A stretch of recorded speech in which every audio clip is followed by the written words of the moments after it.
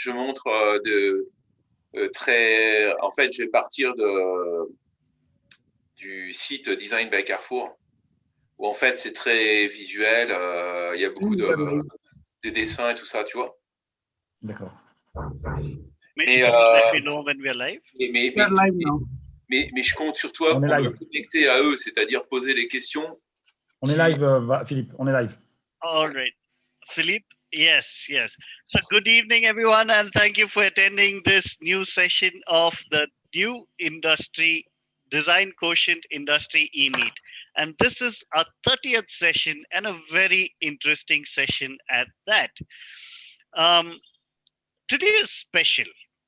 It's special because we have a very, very prominent guest who's going to come here and share his views on design. So we have Mr. Philippe Vahé. He's the Global Product Design Director at Carrefour. That's at France, all right? So for those of y'all who do not know Carrefour, Carrefour is one of the largest retail chains globally, all right? It's I think an 80 billion euro turnover, and we have Mr. Philippe Vahé representing them and coming here to talk to you about the impact of product design at Carrefour at a global scale. Now, this is amazing to get someone here for that.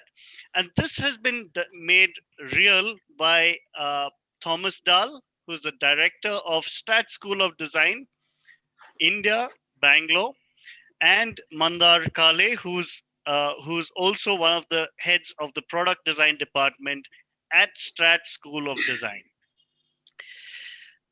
We also have Mr. Ram Kumar, who's the academic director of Velammal Group of Schools, and I will tell you why they are here. So DQ Labs and Velammal Group of Schools had a competition called it's called the Design Championship 2020. Now, Velammal has 19 campuses all across India and Middle East. And there was a design competition organized, and DQ Labs did that for them. And it was a brilliant competition. We'll be talking about that in a little while. All right. So, but first we're going to start off with the talk by Mr. Philippe Vahé. We're going to do it a little more interactive. So please keep your questions coming in on YouTube Live. After that Q&A session, we're going to have the address by Mr. Ram Kumar, and who's the academic director of Velammal Schools. And we are going to have the announcement of the winners of the DQ Labs Velammal School Design Championship 2020. So, right. So from here, I would like to just talk a little bit to Mr. Philippe Vahé to find out, you've been in France through this pandemic. We know that France has been hit quite significantly, and it was quite a challenge. How do you think, product design or design has changed from that perspective in France?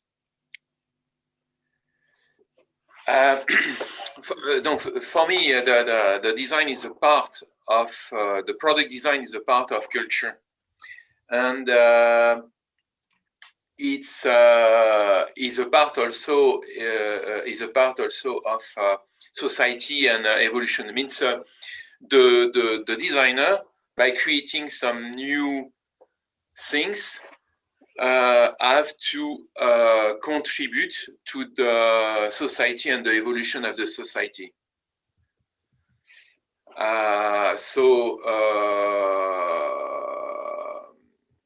I can share with you some. Alors, je cherche le truc. Okay. I can share with you some element. Did you see my screen or not? Yes, your screen is visible. Okay. So here is the team. We are almost 40 designers in the team of Carrefour design team.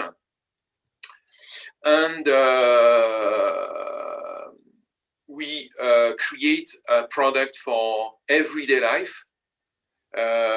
Means can be a barbecue, can be a suitcase, can be a calculator, can be Bluetooth speaker, can be a chair. For example, a barbecue.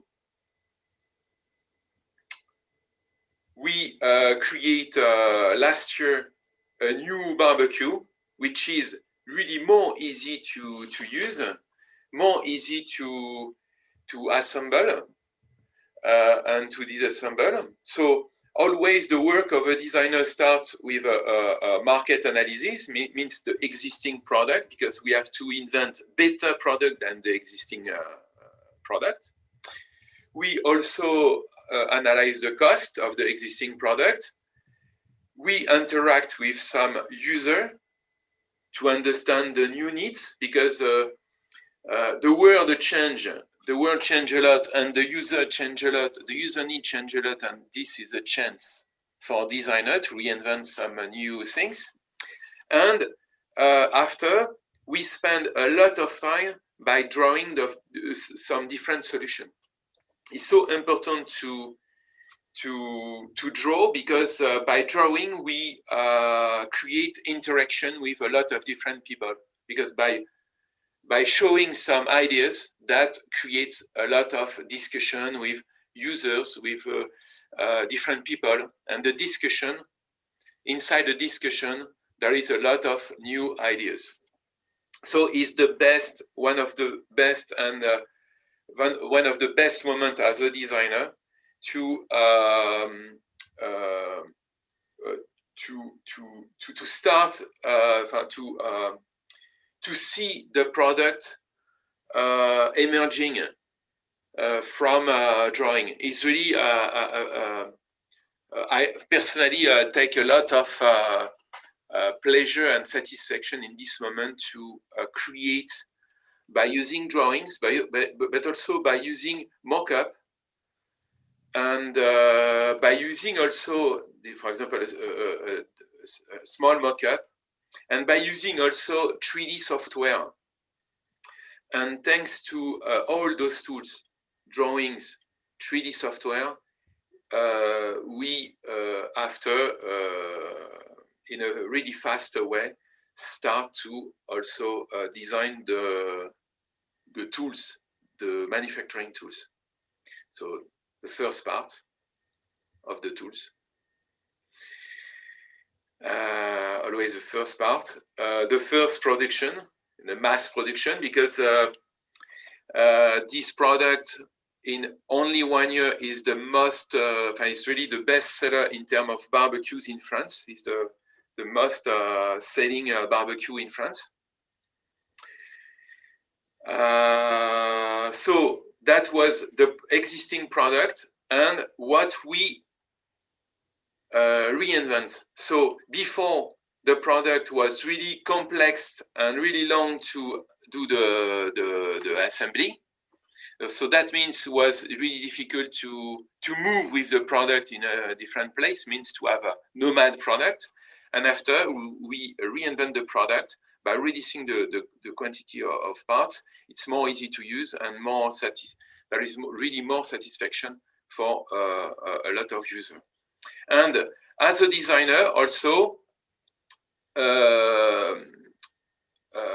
there is a possibility to participate to a competition like IF Design Award or Red Dots, which is a competition, international competition of design and innovation. And we won several competitions with this product. The team, the project team, means designer, product manager, the factory, the quality manager, the different job around the project.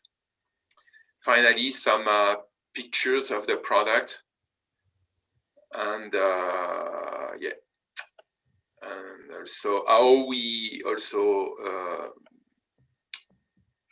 enhance the product in a store. And this guy is the CEO of the company, and he was really impressed by our work.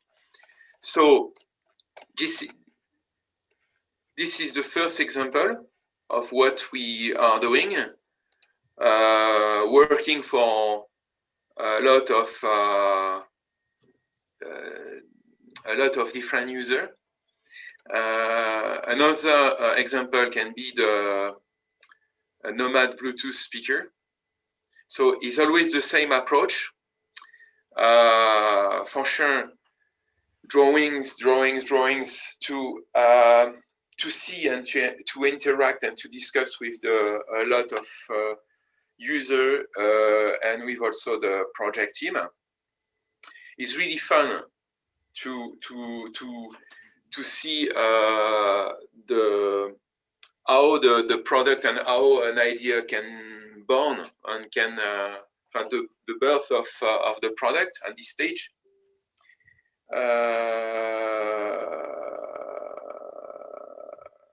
Yes, and after the product here, after creating this product.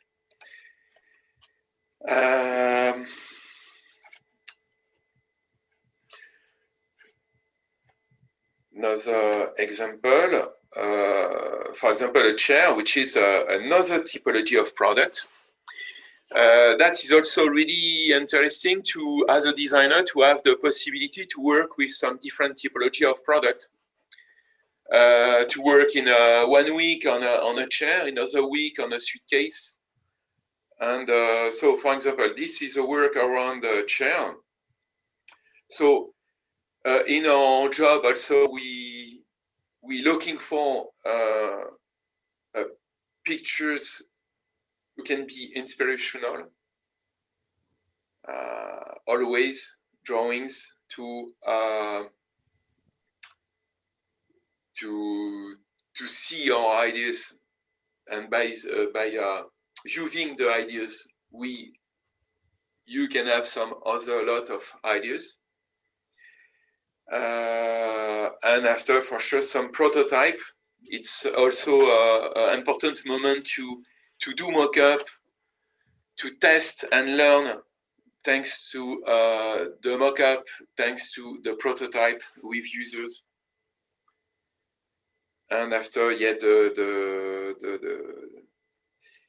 the product, some picture of the range, and finally the chair in metal, the full range, some pictures.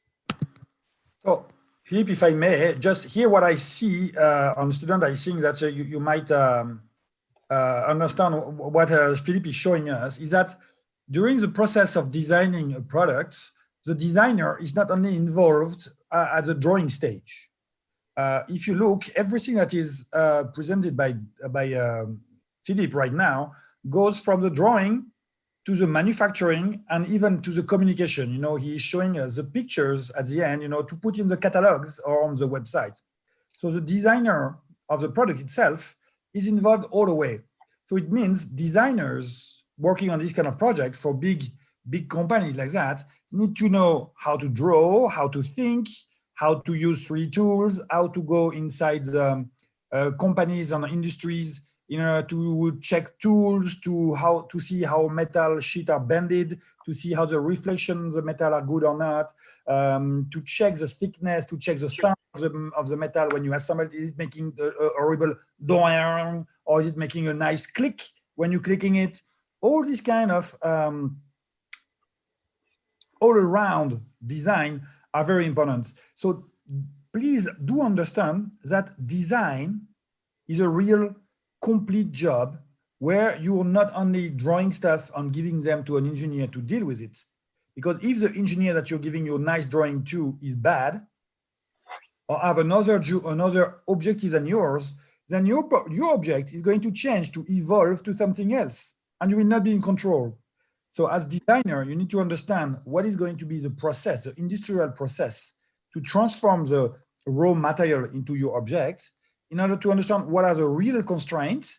You know, this nice corner that you wanted to design because you think it's looking cool, maybe it's not possible to do.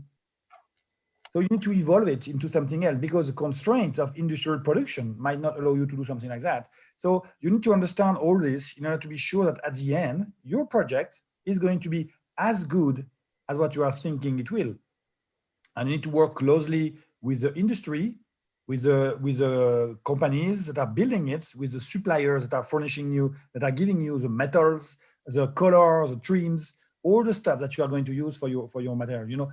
And this is very important. So it's a designer is really, and thank you very much, Philippe, for sharing this kind of full, completely A to Z illustration of the design work, because this is really what you are doing when you're a designer.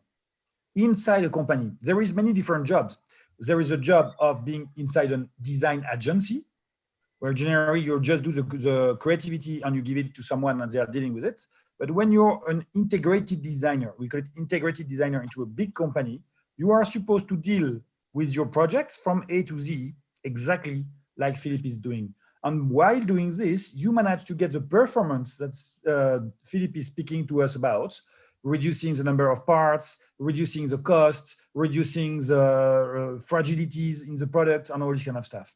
And this is what you see here. I need you to understand that, students, that the process that is shown here, the work that is shown you here is top-notch in terms of process and in terms of integration of design into the production life of a project, of an object that is going to be built in millions quantity. Okay, maybe you can tell us how much was the quantity of the barbecue, this suitcase, and all this kind of stuff, because this is something that is just amazing, you know. There are some different designers. There are designers that are making one kind, you know, that designing one super nice chair and selling it for 1 lakh. Okay, but here this is industrial design for mass production. So every penny, every rupees is counted, and this is what the beauty of this challenge is. Our work is to create the biggest value for the user with the minimum rupees invest on a product. So how to create the maximum value for a minimum money invest to create to produce and to create the product. What I really like in a job of product designer is infinite, means every day, even if I have more than 50 years old, every day I continue to learn a lot from the diversity of the product, from the diversity of manufacturing process, from the diversity of the market, from the diversity of the jobs who are involved inside the project. So it's really nice after almost 25 years of experience in his jobs to continue to learn a lot every day. That is really great. And as Thomas said, the impact to society when you work on a product for 500,000 parts, for example, that means you will impact at least 500,000 people, and most of the time it's more than 500,000 when you create 500,000 people, because with one product you have a lot of different users around. So is that also the design, when you can have the chance to contribute to the progress of the society, the progress of use, the progress of the everyday life for the maximum people. And more than that, if you think about it, you know, we are speaking today about, you know, the problem of pollution. Okay, we are speaking about problem of pollution. And if you think this kind of projects that are going to be built in 500,000 or 1 million parts, if you use, let's say, 50 grams more of material on one object for this barbecue, if you want to make it a little bit bigger because you find it fancy and things like that, if you multiply these 50 grams by 1 million, it's making 50 tons. Okay, 50 tons of metal that you are using more. So being smart in using this big quantity and mass production design of objects, you know, can help drastically reduce the pollution, the use of resources. I say that, also here, these big parts of metal that are stamped instead of being welded and things like that. In order to stamp metal, you're using less energy than welding some parts. So it means that to produce 1 million parts in stamping, you will save thousands of kilojoules of electricities. So you will save, of course, uranium that is producing the electricity, or a coal that is going to produce this electricity that is not going to be used. So by being smart in the way you're producing and thinking in terms of design your objects for mass production, you can save the planet. You can save the costs, you can save resources, and you can save energy, and you can make people happy. So this is really where the challenge of designer is, according to me. And this is the beauty, doing one table that is going to look nice with nice wood carving and things like that is easy. Everybody can do it. There's no challenge. You can spend 400 hours to make a nice table and sell it for 2 lakhs. There's no challenge. You're not going to change anybody's life, maybe 1 or 2 people. Here, if you're doing a good job, you can impact everyone, and in a long way. And this is really, really something that you need to understand, is that design, when it's well done, can be super bad, or it can be super good, for all these reasons.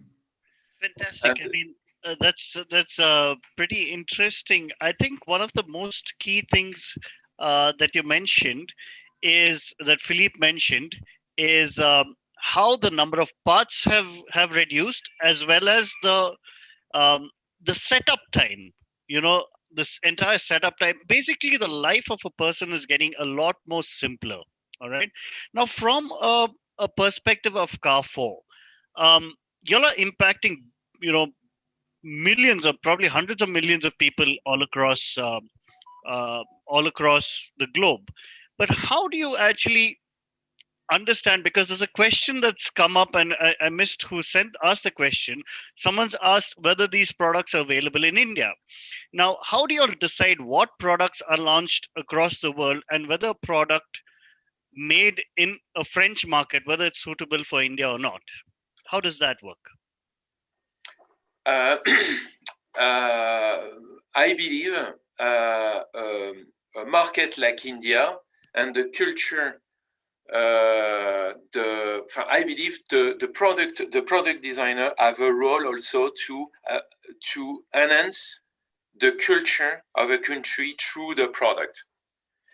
For me, I really don't like the idea to create a product who will be a product for the world, means a product who will, for sure, choose a culture au détriment d'une autre, choose a culture, but will not, in fact, if a product, for example, Google or Apple have a culture on it, which is a specific culture from a certain approach of product design. If those products continue to be diffused and to be in some market like India or in Europe, that will progressively erase a part of culture of the country. So it's really important for a product designer to take a part of culture of each country. And in France, when we draw some product, with our culture. So that means with maybe some sensuality, maybe some Latin approach, maybe, and this is so important. And in India, I believe this since a lot of time, but in India, you have really a big market, and it's a chance to enhance the Indian culture through design, so means through architecture, through product design, through transportation design also, to lead this, in fact. Philippe, tu peux mettre ta caméra quand tu parles, s'il te plaît? Ouais, mais en fait, je sais pas, putain, elle était désactivée cette caméra. Je sais pas si c'est à cause du débit ou quoi. Attends. Stop sharing. Stop sharing. Ah, c'est peut-être ça. Ouais. Attends. Ok, vas-y. Non, mais justement, ça me gêne que je sois pas sur la caméra. Vous êtes en train de partager. Arrêtez. Parce que moi, comme j'ai l'habitude d'utiliser Google, sorry. Merde. Je t'entends pas. For the audience, I'm sorry. We are speaking French with Philippe. I'm asking him, to turn on his video because I think we all prefer to see him than always looking at the same sketch. When he is speaking, he's more interesting. Yeah. And he's so handsome also, huh? Isn't it? Yes, definitely interesting to have a look at Philippe while he's explaining. Yeah, so that's interesting. I think what you mentioned is brilliant because you need to really understand the culture of the place and incorporate that culture in your design. And that's really the essence of what you'll do a lot in France. But Thomas, probably you could answer this, as in how do you see the culture being applied to design in India at this point of time? Do you see there could be an improvement in that? So, according to me, I don't know. Philippe said something like we can improve the culture of India. I don't think there's nothing to improve to the culture of India. The culture of India is huge. It's one of the oldest culture of the world. Some movements that are 100 years old. Like people are doing the way cooking is done. There is a lot of history behind everything. So I don't think we should improve the culture. I think design should be improved by the culture and should be affected by the culture. Yes. Very interesting. For example, Philippe is sharing some barbecues. Okay, the barbecues that are made for maybe Europe and US might be super good in terms of usage for baking chicken and beef.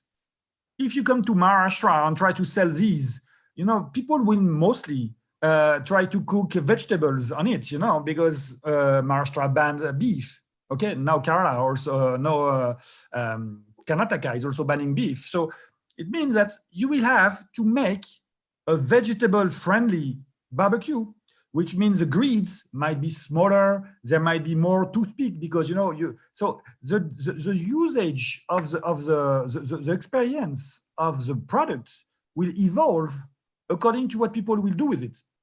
And somebody using a barbecue in France is not going to do the same thing as somebody using a barbecue here in India. So when you're trying to make projects that is global, like the iPhone, Philippe used the example of the iPhone. The iPhone is global. There's no one iPhone for US, one iPhone from France, and one iPhone for India. It's the same one everywhere. When you need to do this kind of projects, the designers, the marketing guys need to understand all culture all over the world. That's why if you look at Apple design team, they've got Indians, they've got Americans, they've got French, they've got Europeans, they've got Chinese, and everybody working together in order to get this international answer to this.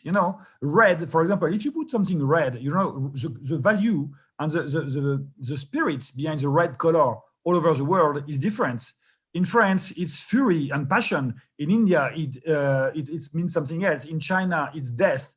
So all this kind of stuff is a big mix that you need to take care of when you're drawing something for the international market. So something that must be very important into the brief of designer, where they need to look at when they are starting a project, is to understand what is my geographical localization? What is my market? I am going to sell to Europe only.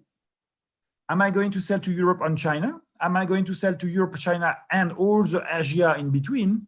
So then it's really, really changing the way you're going to focus on the usage, and how people are going to store, the size of the rooms. In India, we've got made rooms that we can store stuff. In France and Europe, you've got very small kitchens where you can't store some big stuff. That's why this barbecue store in a small flat stuff in order to go to the balconies of people and not being. So all this need to be thought about. And in Strat, we are using we've got a process for that. We call it a 360 approach. It means for every time we're starting one project, we have to look all around, political, sociology, geography, all these kind of other things that will impact the project itself. And that's very, very important. So yes, in India, the culture is super strong and people are used to do some specific moves, like this is how it is,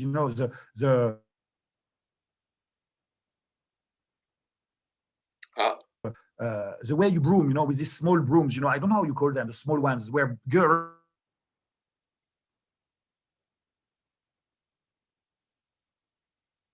ladies, they have to bend to everywhere. Do it by standing without breaking your back. This kind of evolution has not come here because the gesture of cleaning from the ground is super strong into your history. And people don't want to change, even if, some people sell this broom with a long stuff.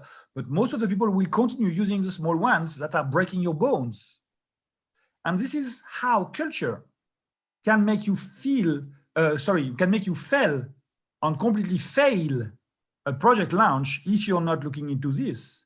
If tomorrow Philippe Vahé and Carrefour want to launch a broomstick in India, they will fail unless they really look at what people do with this small broomstick. So this is very important. Culture is like one of the biggest constraints and opportunities that you need to take in account when you're designing a project. That's absolutely amazing. I think very, very interesting. And we got quite a few questions coming in, and specifically from Chaitanya Deshpande, who's asking, now as a designer, do product designers also need to think about the technical aspects like internal wiring of the product, or is that the work of an engineer? Yeah, but the knowledge in terms of technical point, yes, for sure, it's important to learn this not in detail, but to understand the different manufacturing processes, the plastic one, the metal one, from the different manufacturing processes. But after, for sure, you learn as a product designer, you learn a lot by doing project in a job in an industry. But what you learn in a school will give you the key to understand and to work in a project. But after, you will continue to learn a lot by doing project, especially because in a product design project, there is a lot of different manufacturing processes between ceramics, textile, plastic, the diversity of manufacturing processes in a plastic, in a metal, it's huge. So, but it's really nice to. It's so important when you have a job like a product designer, and when you have the chance to learn in all our lives. So that means there is no hand to the job. In one side, thanks to the diversity of the possibility of a product designer. In another side, because the world changes and you have always to reinvent the things. If you look at this way, when you're doing a project, let's take the example of this barbecue, which is really, I believe, students look at this project because this is really a superb product design example of what can be done for mass production. The reducing of number of parts, is done because thanks to the knowledge of the designer of the stamping of metal sheets, of the angle, the draft angle and things like that, then they had been able to play with how can I say, stamping of the parts, making these details here in only one shot, which is reducing the cost of the object at the end. If the designer were not knowing the possibilities of the manufacturing process, what you can do or not with this tool of stamping, it's a big press that is smashing some metal sheets. You can just make something that is flat, okay? But if you are starting to think about what you can do, what are the constraints, the elongation of the metal, and you start to understand this, not as an engineer, with mathematical formula and all this kind of stuff, but that you can understand that, okay, if it's more than angle like that, then it will be more stable and things like that, and I can maybe make an inch. Apply to this knowledge, apply to product design. Absolutely. So then you can start to make innovation into the process itself. Yeah. And you can, you have to understand something. A designer, when he's giving his drawings to someone, 70% of the cost is done. Yes. So if you don't know what you're doing, you're going to add things here and there, and you're going to add a part on a part, and you're going to put another hinge here, and you're going to make a clip here. And then your cost might be 20 euros for one part, when if you were knowing the process, you could have done exactly the same function, maybe a little bit less fancy, for 10 euros. Okay, so knowing the process might not change the end result, of the function, but it might change the amount of resources that you're using, the costs, the final cost of the project, and all this kind of stuff. So you can really change the deep core of your project, because, it's really easy when you don't know things to add. And this is what the mistakes is really often done by young designers. They want more, and they're adding, a little bit of elastomeric stuff where I'm putting my hands because it's going to be more, a little bit of bumps here in order to make the logo and things like that. And I'm going to put some paint here, and I'm going, for the logo, you just emboss the metal sheet. It's okay. And with the embossing, you put a grain into the tool. When it's going to be embossed, the shininess of the metal will be different on this emboss, and you've got something and you don't need to pay this extra money for the paint. On all this kind of small knowledge of the industry processes will help you to be a better designer. Doesn't mean that you need to be an engineer. And in schools, like in Strat, we are not going to teach you, the stretching of a metal sheet during the thermic pressing and all this kind of. We are not going to teach you that. We are just going to tell you this is possible to be done with plastic. This is not. If you are going for mass markets for 300 stuff, you should go for injection instead of thermoforming. And all these basics for you to understand. And after, as Philippe said, you're going to go and work with experienced designer like Philippe and his team. And they will tell you, oh, here you can remove the paint and make an emboss with a different grain on it. And that's it. And you will learn. And more, you're going to be relevant in what you're doing. Yeah. But in a practical way, in a practical school like Strat, I know very well Thomas and the team. They will also share. How would they say? They will share experience from designer, and that will help the student to save time. Means you will not take time to discover by yourself in a project some trick, because directly some professional will share you. Means professional designer will share you some trick, some knowledge directly from experience, and that will help you to understand really in a practical way, to understand the things. Je sais pas si je me suis bien expliqué. Yeah. Yes, just to rephrase it a little bit. Actually, what Philippe is telling you is that in Strat, we don't have teachers. We don't have academic persons that are teaching things, We've got all our courses are given by experts from the industry like Philippe, who are coming to the school and working with students on projects. So all the stuff that Philippe has known and learned during his 30 years of design journey, where, all the things, you should not put the paint, put a bump with a different grain. All these kind of tricks that normally takes 10 years to learn by yourself, by being in the industry, will be shared to you by professionals that have done this in the last 30 years directly in the school. So you will be, and this is something that everybody is saying, but in our case, we are really proud of this. In Strat, we are teaching industry-ready student applicants for designers that will have, the experience, or they are newbies that will already have 5 years of experience in the industry. And this is something that is really, really different. This is what Philippe was trying to And is a key after for your portfolio. The portfolio is a book with all your project doing in a school time. Is a key in about to have a relevant portfolio, because when during your studies you will show your portfolio to professional, the professional will see immediately inside the portfolio the trick and the advice, the knowledge you receive from professional, and that makes the difference to find internship and to find a job. Believe me, that makes huge difference. All right, cool. Just getting on to a couple of more questions that's been asked by the audience. For example, let's take. I have an interesting question here, Dion. Yeah, go ahead. Yeah, that was a really good explanation, Thomas and Philippe, because there was a question here which asks if the designer is responsible for reducing the price of a product, and how does it work? You've just explained that, and I think that was an amazing explanation. We have another question here from Chaitanya.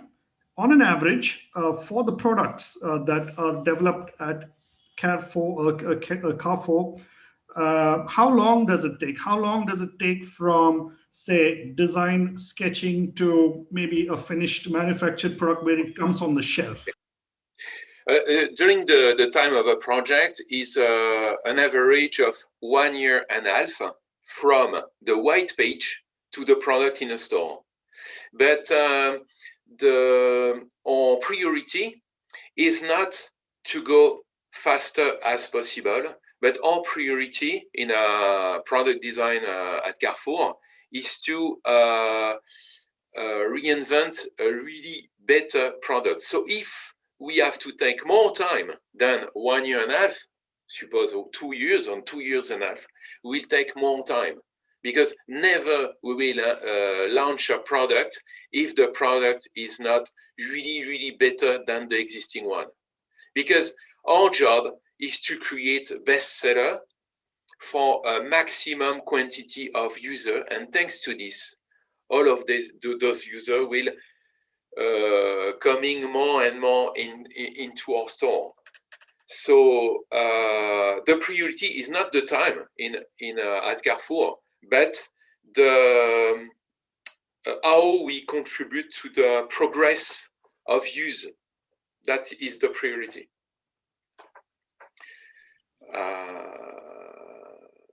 Another question, maybe? Yes, of course. So that's interesting, of course. There's a question from Chaitanya Deshpande. How many people actually worked on the barbecue product? Just out of curiosity, how many people actually worked on that? 10 people work on a barbecue project. We were 4 designers.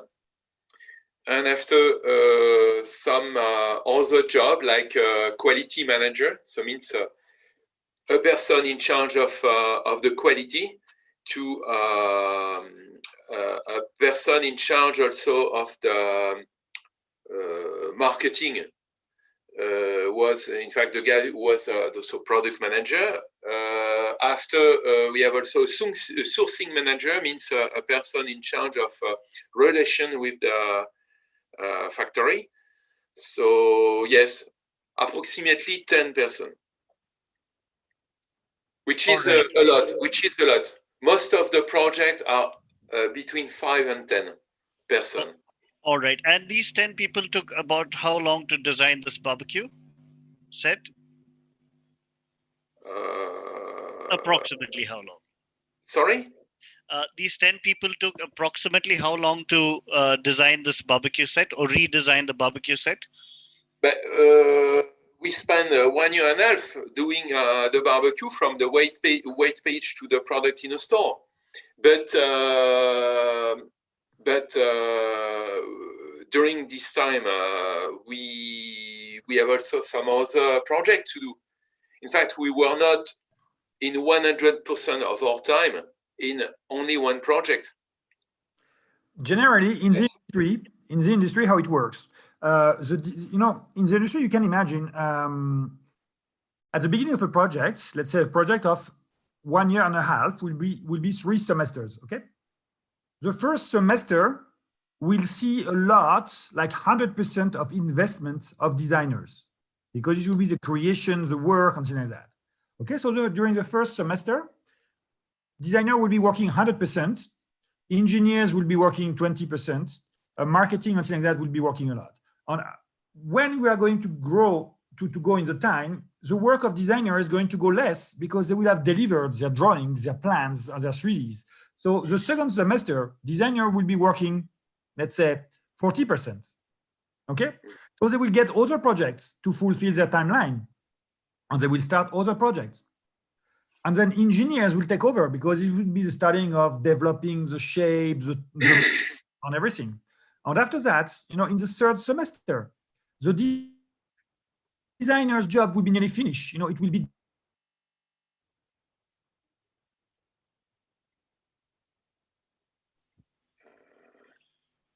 I think in the same times, you have to know, in the same time, the product designer can have 5 projects in the same time, approximately 5 products to create, but in a different stage, but 5 products to create in the same time, approximately.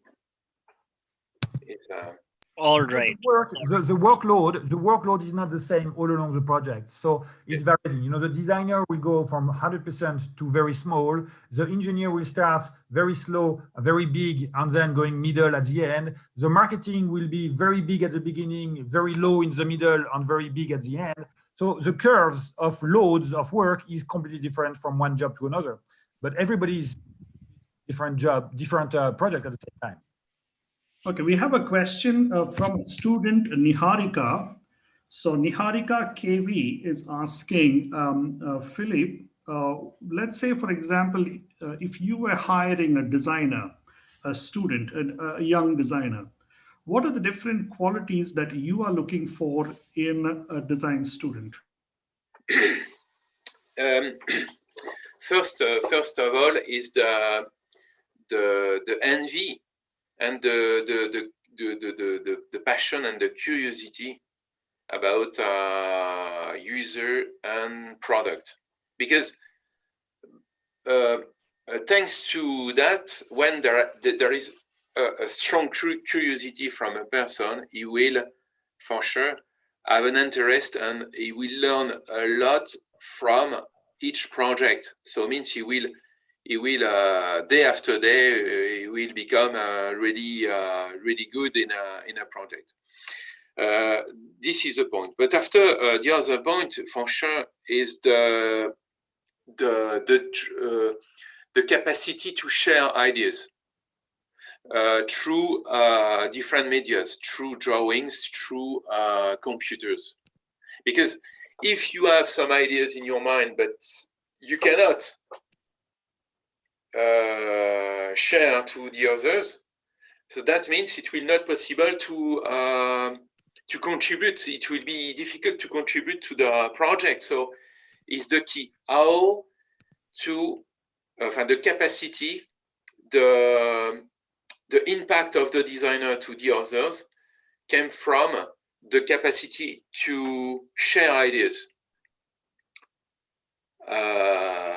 In a project, in a product, all the time, there is not only one designer, but at least 2, 3, or 4 designers in the same time, so on the same project.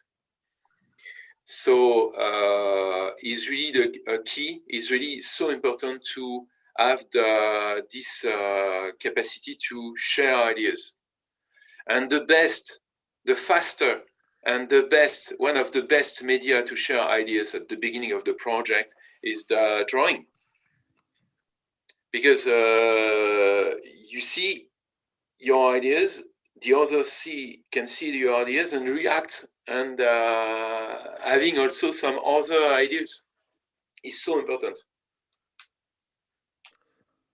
So and now, in order to make a secondary question about the one that has just been asked, before going to the market and being hired by Philippe, you need to be hired and to get inside the school.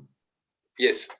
in order to go to a school, you will have some schools that are going to look at your skills. You know, they are going to look at how you draw and all this kind of stuff. And they are going to take you, if you're good in painting, drawing, and all this kind of stuff, or in photography, and they will take you in for that. There are schools like in Strat that are going to use exactly the same criteria than the industry, just like Philippe just said. And this is the case of Strat, School of Design. We are hiring students not on what they can do, but how they are, on who they are. Because this is something that you can't change, you know? Even through 5 years of studies, people who are not super energetic and super passionate, you know, you will not spark. It's very difficult to spark something from them. But even if these guys, you know, they are super interesting, super interested, they are super curious, but they don't know how to draw at all. So the only difference with what Philippe said is that in order to enter the school, skills are not important at all, because the school is going to give you skills. We are going to teach you how to draw. We are going to teach you how to use a computer. We are going to teach you how to make a model. We are going to teach you how to know that if you make a stamp, it's better than paint and all this kind of stuff. We are going to teach you all these skills. So if you want to be sure that at the end, you are one of the desired designer for a job, you need to enter a school that is going to use the same filters than the job market. In order to be sure that you are one of the guys that are going through the main channels, the highway to the big jobs. Because, you know, there are designer jobs where you are good in drawing and you can draw very good, but these jobs are not the well-paid jobs. They are the jobs where you're going to make some nice looking stuff that are going to be used by nobody. They're going to be beautiful on picture. You are going to have nice Instagram pictures. You're going to get nice Instagram or Behance portfolios, but nobody's going to use it and nobody's going to buy them. You know, they are just going to look good because one of your friends will buy them. They will say, oh, yes, it's looking good, but I can't use it because, you know, it's clicking. And so not a good product. Okay. So all this is really, really important. And be sure that if you want to reach this kind of big companies, that you choose the school that is going to teach you in the right direction. That's an important point you made there, Thomas, that, you know, selecting, it's not just the skill, I think it's the attitude of the person, the thinking of the person. What you said starts at a school level, right? And also what you mentioned earlier, Thomas, that, you know, a broom, how it's used in India, right? I mean, people don't mind bending, breaking their backs and using a broom rather than add a simple handle. Yes, I've noticed that as well. And that's something that can make a huge difference. And that amazes me as well as to how, you know, people still prefer to bend and use a broom in India. That was an interesting observation you made there. So the next question here is from Small Citizen. So the question is, how important is color and material in products? So I'm guessing maybe from a touch and feel point of view, the question is, in products, how important is color and material? But the color and the material are a role to help the user to understand, first of all, and to understand the product. But not only. But it is a fact that when you, as a designer, when you draw a product, one of your goals is to make sure a maximum quantity of people and user will understand easily the product, understand the performance of the product, understand the different functionality and how it works. This is really important because by understanding the use and the different possibility of use of the product, the user will also have a perceived value of the product. Means, so as a designer, you have to create the higher perceived values with the minimum value invest on a product. By doing this, you create values with not a lot of euro or rupees invest on a product. But yes, after the material and the color is not only to help the user to understand, but also is a connection with some cultural aspect, as Thomas said before. If you look at the color and trim and materials, you know, design is about multisensoriality. What I'm saying by multisensoriality is that, you know, we are not having only eyes or only hands or only ears. Okay, we are having all of them. You know, we've got 5 senses. Okay, Peter Parker got 6, but we have all 5. Okay, so with these 5 senses, we are using objects.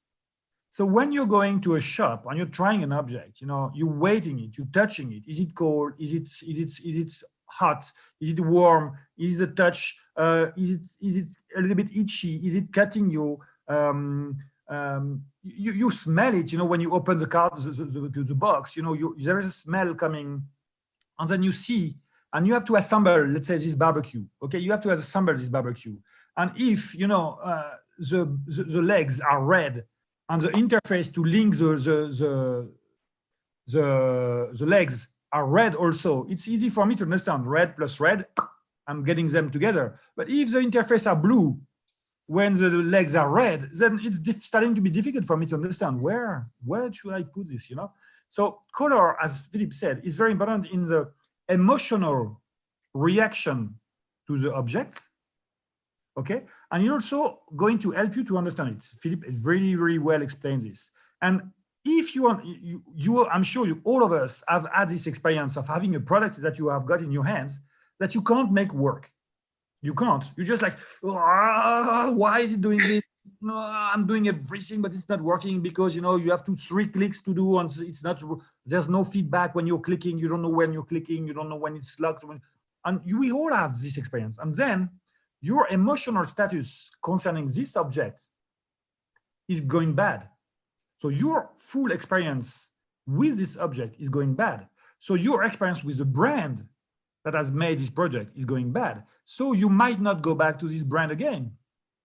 So design, colors are very important for your emotional status regarding an object. To understand it, to make you feel good. You know, if there are colors that are like very flashy in your brain, yes, you will say, oh, what is this, you know? And also there is a lot of culture in terms of marketing. So there is this part where it's helping you to get an emotional link to your product. And this is very depending on the culture itself. You know, under the targets of your product. You know, if I'm targeting a 9-year-old little girl, I'm going to put everything pink and I'm going to put unicorns everywhere. Okay, I'm making it very bold, but okay. But if I'm targeting a young boy of the same age, I'm going to put rockets and dinosaurs. Not because they will feel better, but it's because they will be attracted to the project. So you've got also, and this is where, you know, we need to be very careful where as designer is that we've got a very big skill, a superpower of manipulation of people. We can manipulate people by color, by after. You can make something coming very, very desirable. And by choosing the good codes, the good colors, people will say, wow, I want this. And they will grab it. Okay? All right. That this is the challenge. The challenge with a design of one product to catch, for example, 500,000 users. It's more difficult and it's more challenging to design a product for 500,000 or 1 million of users than 1,000 users, for example, because you have to find some common elements, some common ingredients who will be so important to find in a one product for all the users. But it's like a game also for us to. It's like a detective work to spend a time to understand. Yes, the first step of a designer is listen and understand a maximum of user, and by understanding the user, we find a key, we find a way to create. But just to finish about this color Philippe and Thomas, Dana here. Philippe, I have a question for you. What motivates you and your team to choose particular form and color? I can see whatever the detail and the form and colors totally new. Where you are getting inspiration? I just wanted to ask this question. Getting inspiration. There is a different question in your question. First of all, we have a lot of interaction in all the project. We have a lot of interaction. I will say maybe 30 time of interaction with users, with different type of users, with different group of users, to understand their feeling, their feedback. And after we are not doing exactly what the user said, we analyze what the user said and we create things for a maximum person. But regarding the inspiration, we find inspiration everywhere. We find inspiration in a way to understand the product. So for example, for the barbecue, we find inspiration in a jerry can. Okay. And the idea to stamp in one way a full part. We find inspiration in the baby chair of IKEA, which is just in 5 parts with a top in plastic and the 4-foot clip on it. So we find inspiration for technical solution. We find inspiration for by exchange with thanks to exchange with users. We find inspiration everywhere. And also, when we start a project like this, whatever the project you start, when you're having at the early stage of the project some interactions with your users, you never start from an empty page, because if you start to know your users, you will know that if I'm working for for little girls of 9 years old, I will know in their universe, they like pink and unicorns. Okay, so I'm not going to start to draw things that are going to look like super boxy, edgy spaceships, because my users told me that we are creating it's called mood boards. According to what the customer interaction told us, we are analyzing it. And then we are making okay, I understand that you like smooth shapes that are like this, that you want it not to be too much of a edge, not too much of buttons, and things like that. You make a mood board, which is a lot of association of pictures, color, trims, and aspects. You show them to your customer and say, this is what we understand from what you want. Are you agreeing? If they say yes, then you're okay. If they say no, you evolve it. But at the end, you've got something, that is a frame, and you should play only into this. So you're never starting from scratch when you're starting to be creative in shapes, because you've got always a universe that is linked to your users. And then you're making something that is pink with unicorns, with very sweet shapes for little girls. I'm very bold by saying this, but it's to make a point. Okay. We have an interesting question here on what you all are discussing. It's a really good question. This is by Arun PM. So Arun PM is asking, this is based on user research, what we're just discussing. How does the team do user research? How does the team study the market? Is there any specific process that you'll follow for this? The interaction with the user are in all the stage of the project. We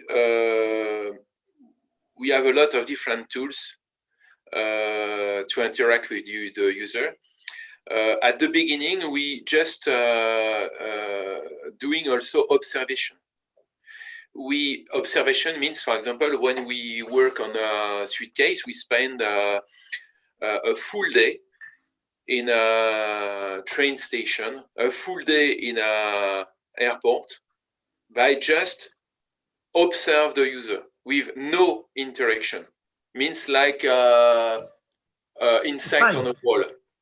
Like an insect on a wall who observe you. Just observe and see all the different type of use of a suitcase and see the detail. For example, when someone go to eat something and put the suitcase really near him, sometimes by attach the suitcase on the foot of the table, it's some different detail. And all those details are also a way to create new things and usage. Yeah. So that is a way. We have a lot of different ways. For example, we also using the code of existing product. On each existing product, there is a code called EIN code, and we are using this code to interact with 400 users on a 400 existing users of this product to understand the satisfaction and unsatisfaction of the use. There is a lot of different ways to interact with the user, and the most important things to do as a designer is to multiply the way, because by multiply the way, we multiply also the views, and by multiplying the views, we can see what we have to do, and we have what we don't have to do. So for this, the method that Philippe is speaking about, it's anthropology. It's a course, okay? It's a methodology of observation, understanding, and analyze of human behavior according to a subject. And this is a course that is done in our school, for example, where students goes on the field. They are studying they are looking at people, they are asking questions at the end, they are going back to showcase the projects that they are doing, they're having a lot of different interaction. So this is called anthropology, and it's an analysis of human behavior and having interaction and analysis of this. And later, for sure, we continue to interact during all the project. Later, when you have the first drawings, you can also interact with the user. Later, when you have the first mock-up or the prototype, it's another opportunity to interact with the users and to have some feedbacks. So the interaction are along all the project, for sure. All right. And after also, after the sales, is also important to understand what is good and what is not good to create the V2. Yes. Actually, there's a couple of questions have come on that. There's an interesting question there on V2. You just said V2 version 2 by Manoj Rajani. So he says, how do you figure out the life cycle of a product before it's taken for upgradation? Is that the question you are looking for, Dion? Yes, I was looking for that. And also, just to add to that, there's a question from Pranita IP. So Pranita is talking about demand. How do you create demand for a product? All right. So that means how involved is the design team with the marketing of the product, with marketing and creating the demand. And then, of course, the feedback loop comes into the next question, which is when do you go to version 2? In fact, for me, the question of demand is more to understand all bad point of experience, the existing experience of the product, to understand from a maximum of users what is really bad and to solve this. And by solving issues in terms of use or it's logical you solve things. So by solving things, a lot of users prefer your product than the existing or the product from competitors. So we prefer to innovate on usage than to find somewhere a technology and to put a lot of money to push the technology into usage, for me that don't make sense. It makes sense when you solve things, important things from usage and for the user, because by solving things, you say to the user, we take care about you, about your life. Yeah, and you know, you are speaking about the V2. So the V2, how do you start a V2? This will depend on the strategy of some companies. Some company like Apple, you know, they will not wait for their product to be bad to start a V2 because they want to continuously create the new stuff. You know, they've got a plan to sell more. So they are not waiting. They are just pushing their projects, their products to the market. And people are buying them because they are super sexy and people want to get them. So they've got a timing, and this is a plan, and they are doing it. Your phone, you know, your iPhone 6 is not bad when the iPhone 7 is coming. Your iPhone 7 is not bad when the iPhone 8 is coming. But still, it seems they force you to buy. Yeah, but this is a strategy. After you've got other companies that are strategically changing, you know, projects when they are not sold anymore. So, you know, there is a lot of marketing tools that are analyzing the lifespan of a project. You know, there is a launch, there is acquisition, there is the plateau, I don't know how you call it, the flats, and after it's starting to go down, there is a small bumps, and there is a full visualization of a lifespan of a product. On the D side, when the sales go down of 20%, then it's time to launch because we've got 1.5 years to build, so we know that this. So it's just a business problem. You know, we know that the sales are going to go down for this project. So we are going to make the new version in order to be sure that when the sales of this one will be down, we'll get another one that is going to raise. So there are different strategies. One is... There is a third strategy is like in Carrefour, is to improve the product. So that means to improve the bestseller we create by doing a V2 and after a V3. Improve by doing a better product in V2 than a V1, thanks to solve some issues. We have the dream to sell the product for 10 years or 20 years. Is what we can be improved in different way. You know, there are companies that are going to make a V2 that is going to be the same but cheaper. There are V2 that are going to be better in the same price. Same price, and they've got V2s that are going to be better in usage, better in price, higher in price, and everything. Because so all this, there is a strategy, there is a brand strategy behind this, and this is something that designers are involved in with the marketing team in order to define what is the full business strategy of the brand in order to define how is the company going to move on in the market. So yeah, a lot of people had asked that question. Even Mayuri had asked the same question. So I guess that was a really interesting answer. Okay, so we have some interesting questions here from G Sketch.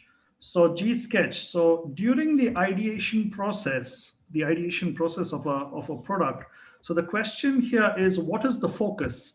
Is the focus first on functionality or is the focus on aesthetic? In our case, in Carrefour, we are focused in when we draw some at the beginning of a drawing session, we are thinking about architecture of the product. So means an architecture who will give the possibility to create the biggest value with the minimum euro invest on a product. So means is a design to cost approach. And as Thomas said, after the design process is doing, the cost of the product is almost done. So we in a stage of drawing, yes, we are looking for the best architecture for the product. Simplification is a way.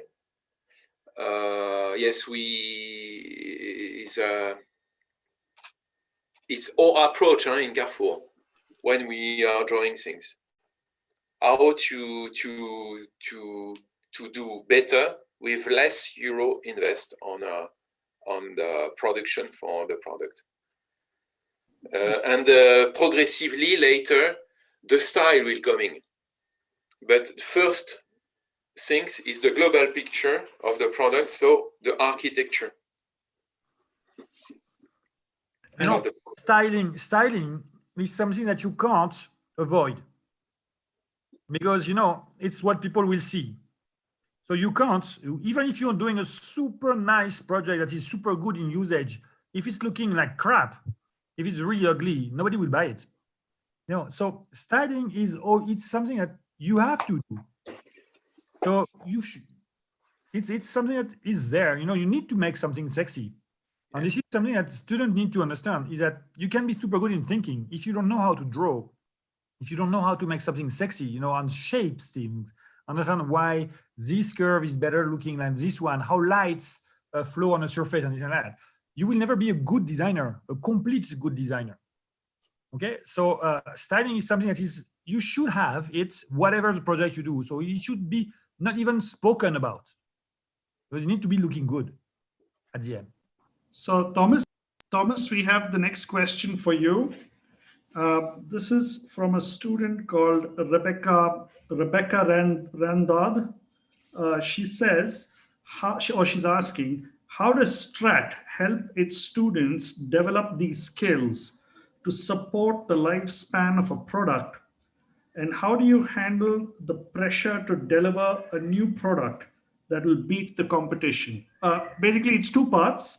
One is, how does Strat help its student develop the skills for, number one, support the lifespan of a product, and number two, to handle the pressure to deliver, number two, how to beat the competition, basically. So designer do not really, as I said, designers do not really support the lifespan of a project. You know, when you start a project, marketing and brand strategy will tell you this project will be on the store for, let's say, let's hope 3 years. Okay, we'll make a project and we are going to make these projects trying to live during 3 years. So knowing this lifespan, the designer will know if he needs to draw something that is going to be super trendy, because you know trends are 6 to 8 months, or something that is more going through trends. So if you know that you need to do something that is 3 years, you should not be too trendy, because then people will be, you know, they will not care about this after 8 months. They say, oh no, green was last year, I want blue this year. Okay. So the brief of the project, and as I said to all my students, always 50% of the answer is in the question. And the question is a brief of the design project. Okay. So it means that when you've got a brief, you know already what you need to design in order to be sure that your project is going to match your expectation, which is 3 years lifespan for this project. And you're doing it with all this aim at in your head. Sometimes you fail, and after 8 months, 10 months, your products start to fall down. And then there is a new strategy coming, you know, either you make a restyling, so new colors on trim, maybe some changing of functions like that, you know, to make it live again. But generally, it's something like that. So we are training the students to understand this kind of trends, you know, the rhythm of trend in the world, to decode and to understand the society, what's coming, what's not coming, what is going to be in the next 2 years, 6 years, 5 years, in order for them to understand and to be able to project their work inside the time. Okay. My car, okay, let's say I'm a former car designer, okay, and in order to draw a car, it's 5 years. When you start and the car is on the road, it's 5 years. So it means that you need to understand what people will want and what they will like in 5 years from now. So designers are time travelers. And this is what you are trying to teach our students, to be time travelers, to jump in the time to be sure that they will understand what's coming. And in order to do that, you need to be very sensitive, you know, like mediums, you know, like the one that are feeling the energy, you know, you call it guru in India, okay?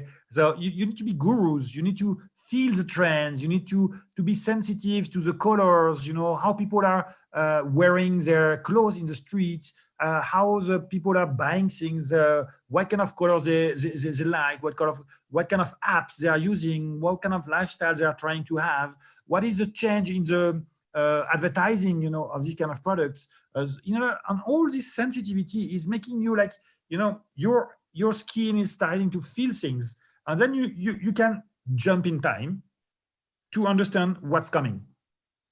And this is something that we teach our students to do in order for them to be able to deliver something that is going to be good not now, but good in 5 years or 1 year and a half. In the case of Philippe and Carrefour and Decathlon, I was the head of design and innovation in Decathlon before. The time span was also 18 months. So we were jumping 18 months in the time every time we started the project. And this is how it works. So this is how we help them to make the lifespan. What is the second part of the question? Second part of the question is, how do you teach the students skills as to how they would beat the competition with their products? As in, how could their products be more innovative to beat competition? So, you know, beating competition, there is many ways of beating the competition. And I could make a 1 hour discussion about how we should or should not beat the competition, because, you know, we are in a world where because of this very bad competition that is happening everywhere, we are having a lot of problems, you know, in economy, in all this pollution and things like that. So competition might not be a good thing for everybody, but how to be, I would not say to beat the competition, but to have a good product. Because, you know, in the new generations, you know, the new gen, you know, people are more and more into the storytelling. You know, people are feeling projects. You know, I'm more an Apple person than a Samsung person because the storytelling of Apple is more matching with my values or not. You know, I'm more a Tata than a Mahindra because Tata is speaking to me about stories about, you know, off-roading or whatever. So it's more about the storytelling of a brand on a project than the project itself that is now making a big sense with people that are going to buy it. So what we are teaching our students is to understand their own customer and what there is going to vibrate inside them, what is going to target, you know, and to trigger emotions. What kind of emotion you want to trigger and how to trigger it in order to resonate in your customer, for them to think, oh, this is the project that is matching with me and I want it.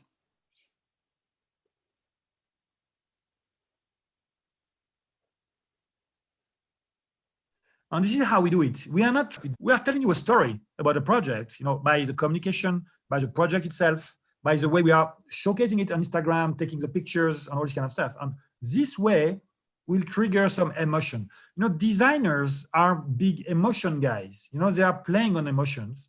And this is how we are matching this success of products by triggering good emotion. And when I'm speaking about emotions, you know, we discussed about it with Philippe just before. Emotion is also in the success of using the products. This is also an emotion, you know. Are you angry because it's not working? Or are you super happy because it's just super easy to use and you're just like, wow, each time I'm using this product, I'm super happy. It's easy, my friends are happy, I'm happy, it's okay. So these are all part of emotion. And this is what we teach our students, to understand how to play with emotion in order to be able to connect with the user and give them what they are looking for and having a real connection. Yeah. Philip, we have a question for you from Jayakumar Sundaramurthy. So the question here is, he wants to know the design team generally, what software do you all use for development, 3D software, 2D software, what software do you all use? Okay. we are using a lot of different software, and a designer should be able to move from software to another and to choose always the best software depend the things to do inside the project. So we are using for sure Illustrator, Photoshop, who are the software in Adobe collection. We are so mostly for the 2D things, but after we are using also 3D software like Rhinoceros, like SolidWorks. Alias? Yes, Alias also. So it depends also the project. Some project for some project we are using Rhino and SolidWorks and Alias. For some project we are using only SolidWorks or only Rhino. It depends. It depends the project, in fact.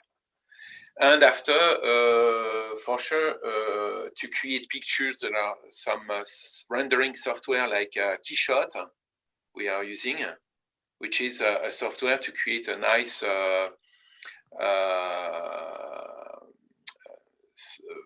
picture of the product, in fact, to show the product even if it didn't exist.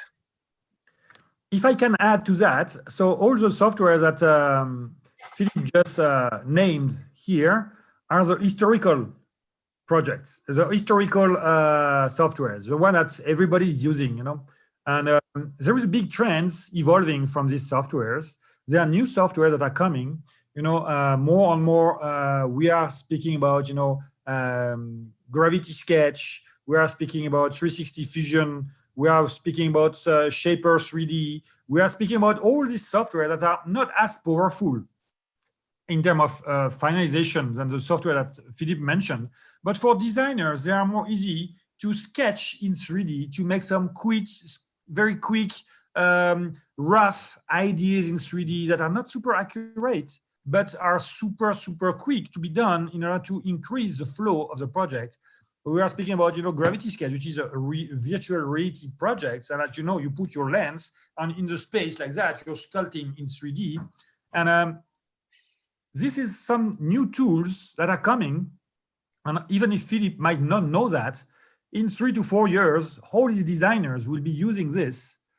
And that's why, you know, schools need to teach, of course, the old school softwares that he is using right now, but we need also to get the new students ready for this new generation of softwares that he is going to ask his newbies, his new recruits in 3 or 4 years.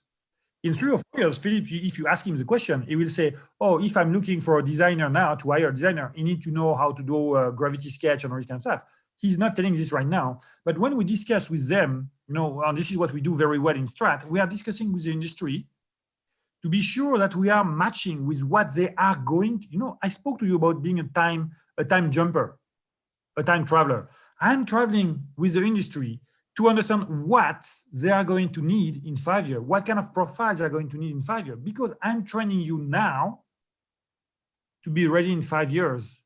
So if I'm training you today with, you know, shaping silex stones and to make fire with wood, you're already outdated. Okay, I need to teach you how to use computers, virtual stuff.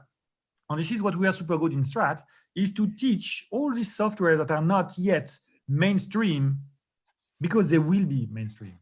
And this is trend analysis, this is time traveling, all these kind of stuff that I spoke before. Yeah, this is so important because in industry like in Carrefour, we are using for sure historical software because we are in a production way, in the production processes. But if I go back in in the history since 25 years of my experience, most of the time, the new tools, the new software are coming with some new, some young designer who are coming just after the school, which is really interesting because he's coming with some new tools and new possibilities. And it's so important to be prepared to the future as a student, as a future product designer. It's a part also of is an attractive part also inside the portfolio to see some new tools and new possibility as a design director. When I see some new tools and new possibility inside the portfolio of a student or a young designer, is really attractive for me to enrich the possibility and the tools of the team. You know, you all know that there are some currents in design. You know, there are in 90s it was very organic shapes. In 2000 it became edgy. And 2010 it changed to something more super simple.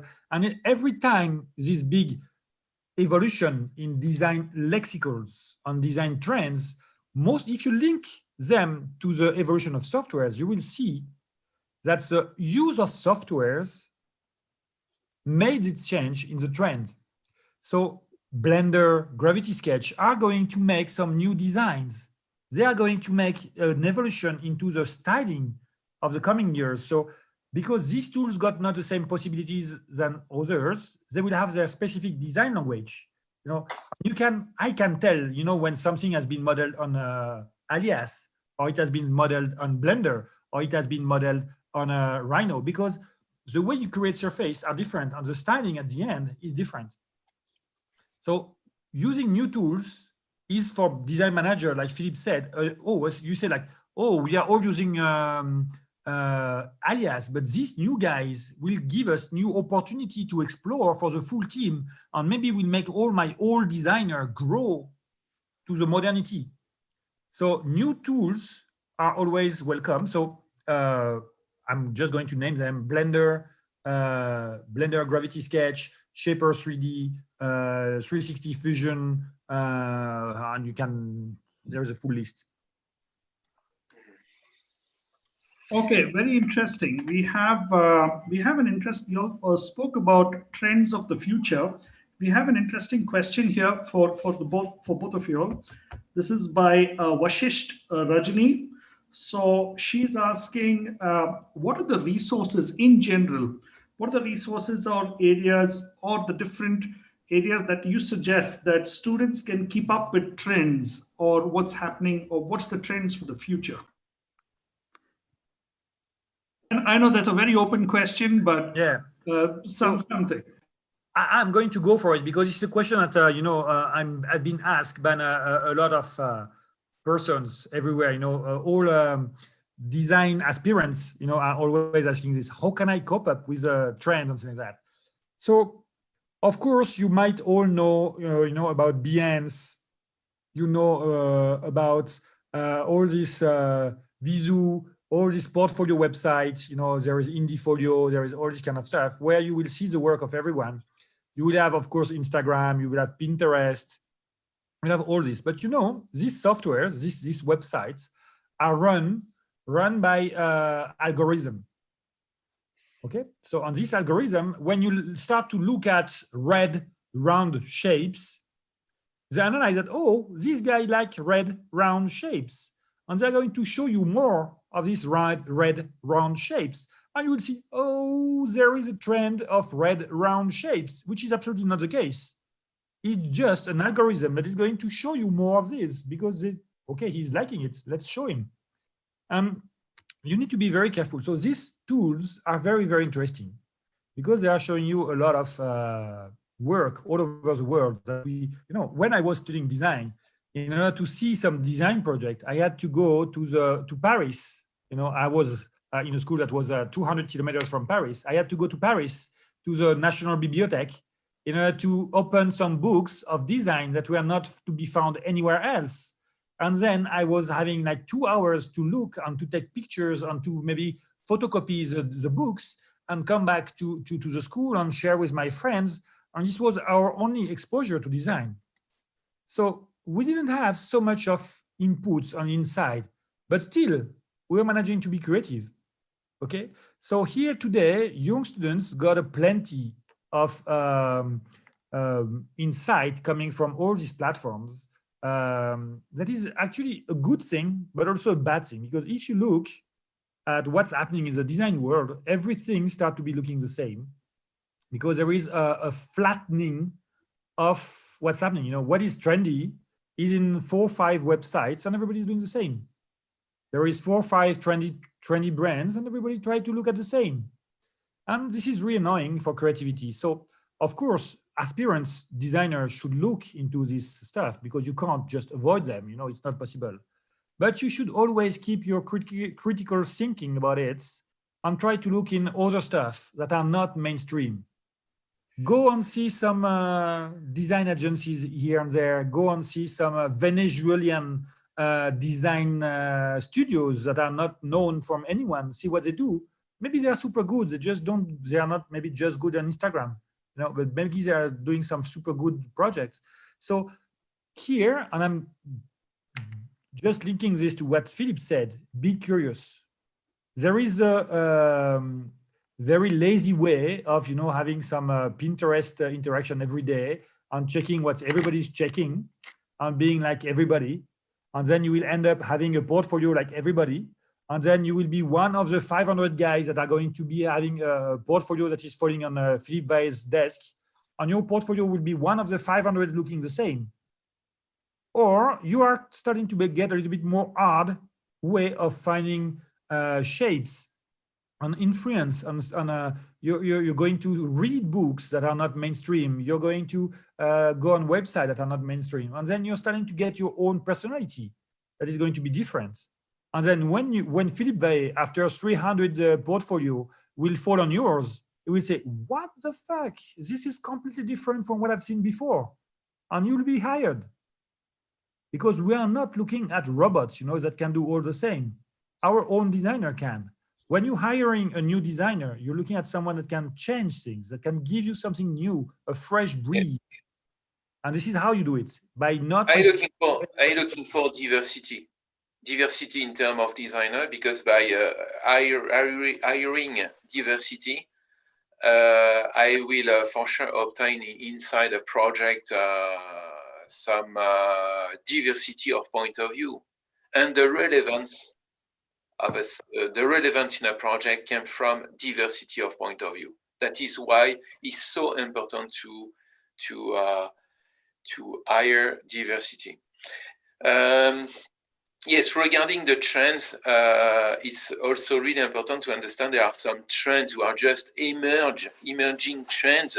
And after there are some trends who are really massive trends with a strong impact. So it's important to don't see only the trends, but to evaluate the trends.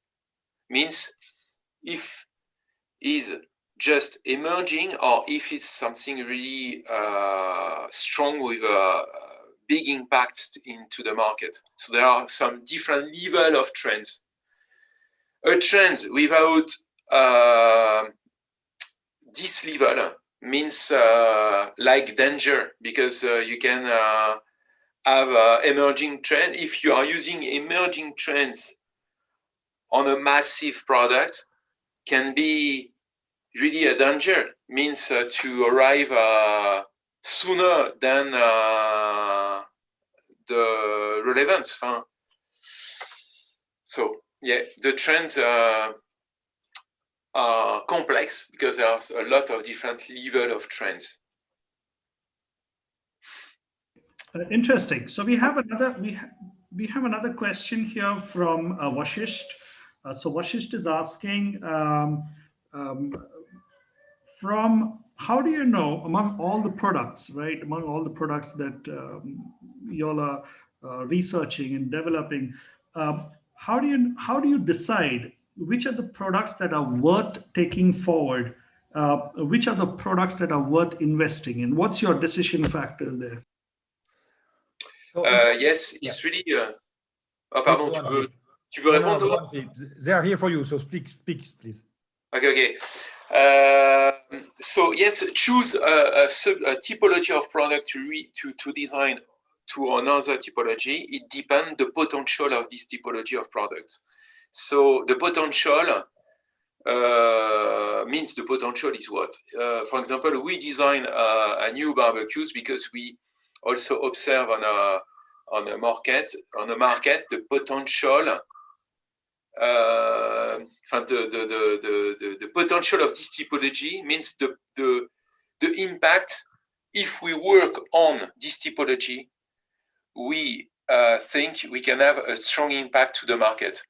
Because we observe on the typology of a small barbecues, means 20 euros barbecues, we observe that all the barbecues are nearly the same. And because of this, we think, okay, there is a potential and big opportunity to reinvent this barbecue and to be really better than all the products who are nearly the same. So, in fact, there are some different criteria to evaluate where we will work and where we will not work. It depends the company also. Yeah, but so in our case, for sure, we are not working on all the typology of products you can find in Carrefour. We are working only on some typology of products who are relevant. So there are different ways of doing this. You know, you've got we are going to go back to the brand strategy. The brand strategy is going to tell you, you know, already, we don't want to be known as the super guys in this. We want to be known in the super, we want to increase our visibility in the outdoor market. So we are going to work on barbecues. Okay, so already the brand strategy will cut some part of the market and you will leave you with some other part. After that, you know, in design, it's not like engineering. In engineering, it's very simple. 1 + 1 = 2. Finish, you know. And if it's not equal to 2, it's because there is something missing somewhere. And then there is a mistake. In design, it's about guts. Okay, it's about guts, it's about feelings. It's about something that is not, you can't really measure all this kind of stuff, like very accurately. Okay, and Philippe Vahé, you know, on all these big designers, big head of design, they've got a lot of experience. They've been working on things. They've been working on others that have worked. Some others have failed. They've got some guts. And sometimes, you know that this is a market. You see some stuff, and you say you feel that this is where it's going.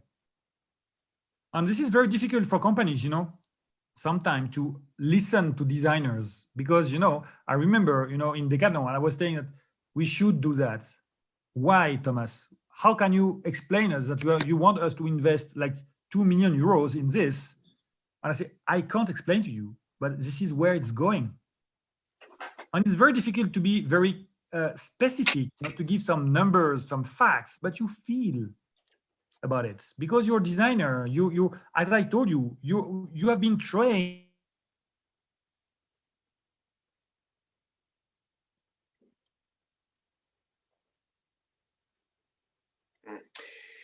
Yeah, I think there's a little bit of a problem with Thomas's. Right. Thomas is back.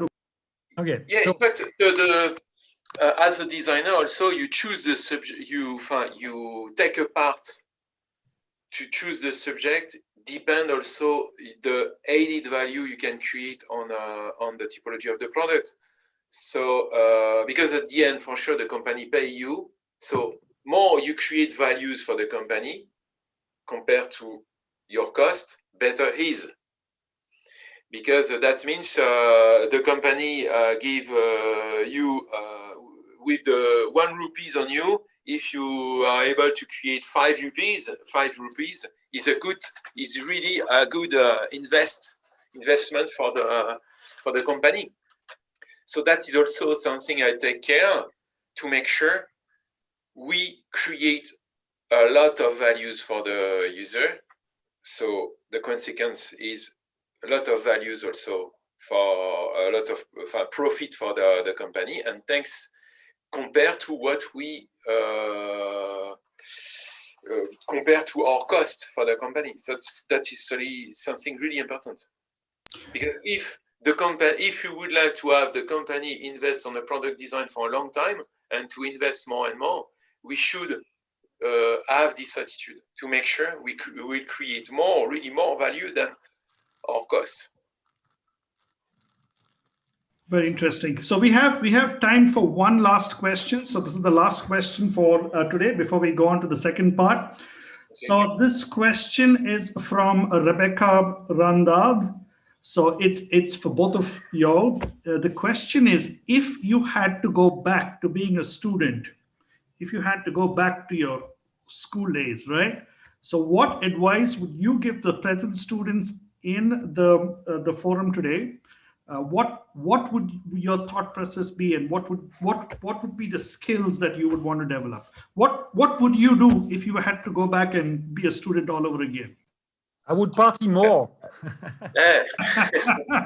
No, no, honestly, the talent, the first element as a design director, the first element you can see in a talent, in a portfolio to detect the talent is the drawings, the emotion through drawings.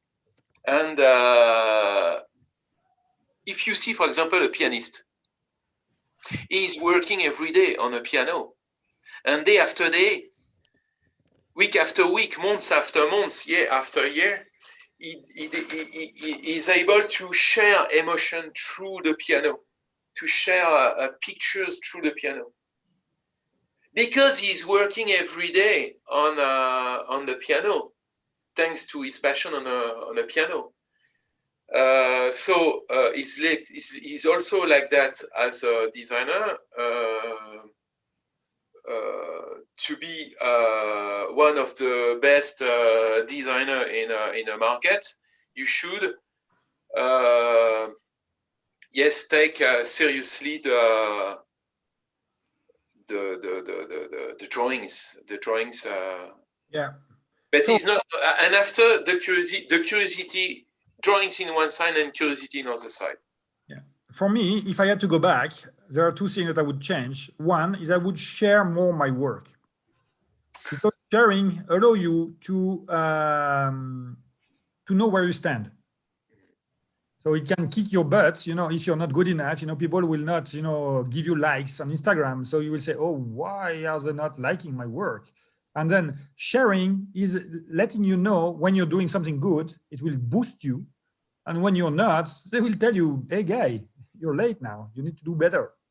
Okay, so sharing, discussing with others. And as Philippe said, discussions are leading to ideas, are leading to good stuff. So sharing is really something that I would do. And you, the new generation, you've got all these tools to share. You've got Discord. I don't know if you know Discord. There is a young designer in India from Sushant Vora. We've got also a Strat Discord that you can find, where all our students are sharing their work. They are discussing about design and things like that. So I would share more, because sharing is a new way of, we are in a world evolving to the digital world. I'm not going to tell you about this because it would take another hour, but sharing is something that I would do now. If I was a student right now, I would share more, share my work, share on fail. Even my failure, I would share my failure for people to know why I failed and how I failed, for them maybe to learn from that also, for me to learn. Okay, so sharing. Second thing is, I would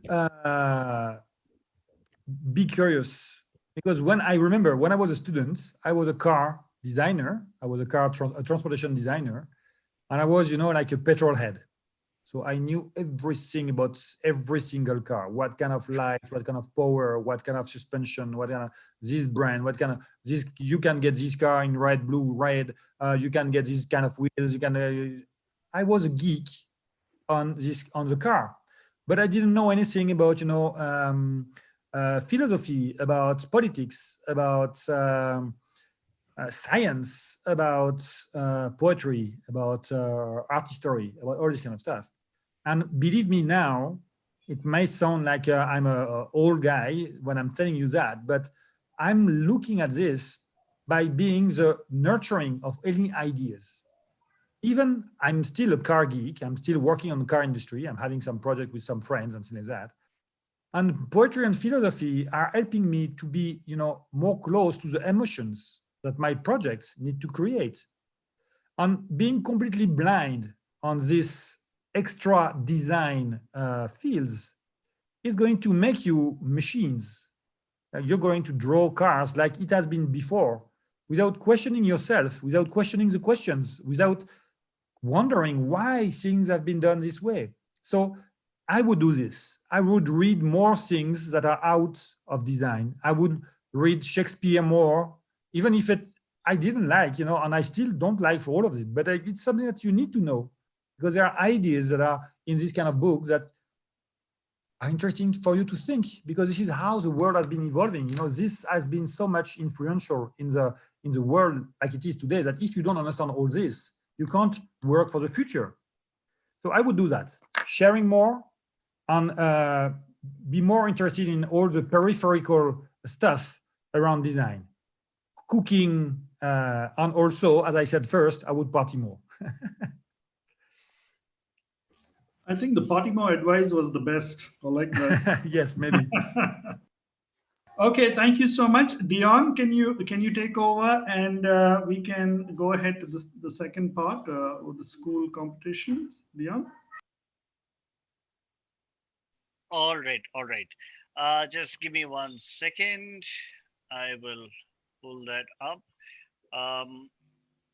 Philip, by the way, you mentioned about the piano player. So my wife basically teaches music, and the whole day she's just practicing the piano. And when you were telling me that, and she's extremely passionate, I was like, oh, thinking, yeah, I know exactly what you mean. Yeah. It's the same for piano player, for musicians, for athletes. The guys that are running the 100 meters in less than 10 seconds, because they're running every day. That is true. That is true. This is what designers should do. They should draw every day. Yeah. Yeah. So yeah, so she has a group of her friends who come over and they play all instruments, and sometimes my neighbors go crazy here with the amount of practice that they're going. But yes, you're right. I can see a lot of passion out there. Yeah. So we'll be heading to the second part of the session, the school work with the students are done. Yeah. Dion, you just let us know when you're ready, okay? Yes, I would like to just share a link on the webinar on YouTube. This is for the feedback, but let's see. Are people getting the link? Are you able to see the link now? I'm not sure. Kindly let me know if you can see the link. Yeah. So what I would like you to do is, sorry, yeah. All right. So, all right. So if you can see this page, edge.dqlabs.in/colleges/strat. I've pasted this in the YouTube live chat. If you'd like to get in touch with Strat School of Design, please come here to this website and click on this inquiry button. We have also put in a small little link here for the feedback on this session. Kindly copy this and or I'll hyperlink it in a little while, and you can give us feedback on the session. All right. And something that I want to know, it's not mentioned here on this page, is that we've got a lot of scholarship for students if they want to get in this year. Yes. All right.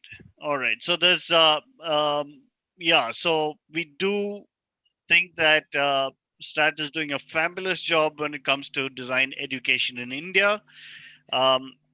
Thomas and Philippe have also been very closely associated with the design, and they've really been leaders in the design industry in India.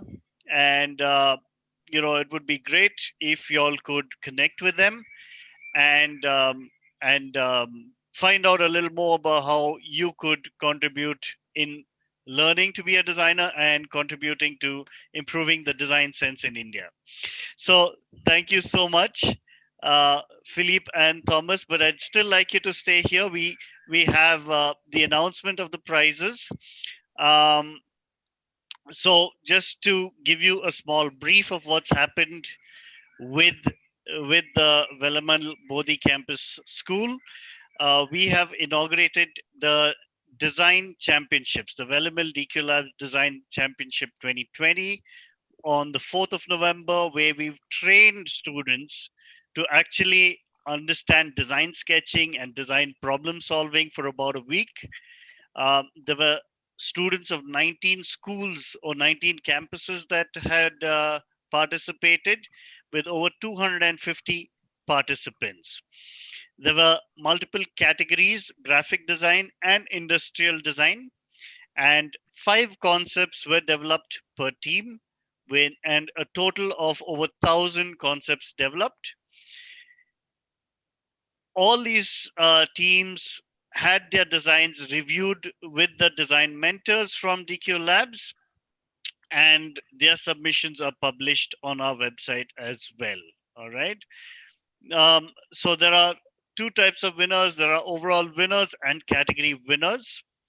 And we'll come to that. But before we come to that, I'm going to play a small video. Just give me a second. I will pause this and I will play the video.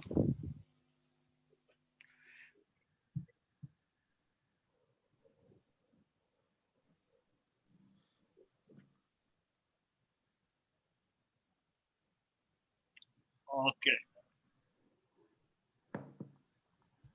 Do you see the video? Not yet. No, dear.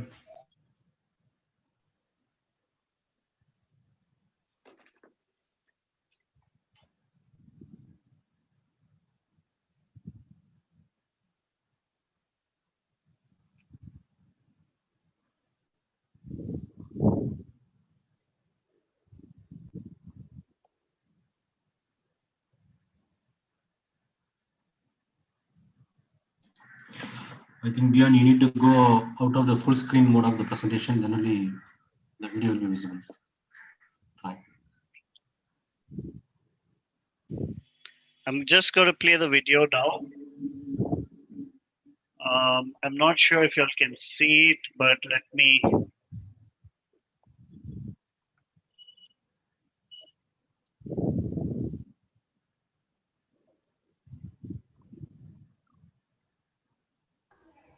So this was the Learn Design Sketching workshop, which we started from scratch, and the projects we gave and some of the outcomes which students had done.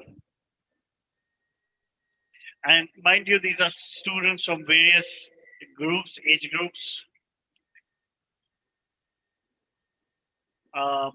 starting from very young kids from class 2 onwards and going up to class 12.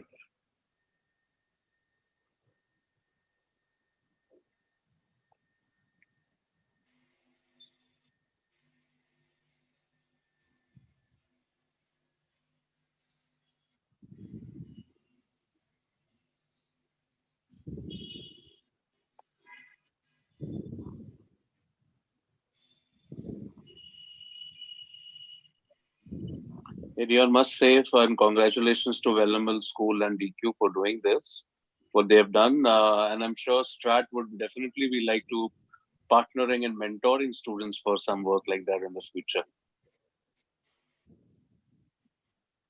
Absolutely. I see a lot of talents here that we will be able to nurture if we, that will be a great pleasure to help the student to grow in this kind of direction. Yes, Shyam and Thomas, students would immensely benefit from, any interaction and feedback from you all.